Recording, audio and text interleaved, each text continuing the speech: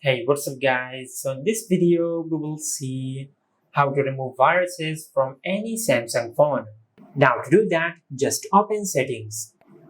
Then go to security and privacy. Now just tap on app security.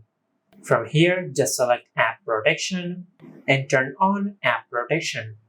Then tap on scan phone. Now once you do that, app protection will scan all the apps on your smartphone and it will search for any viruses on your smartphone.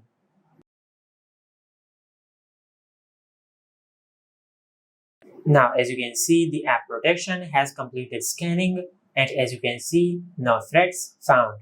After that, just go back and tap on Google Play Protect. Now just tap on scan.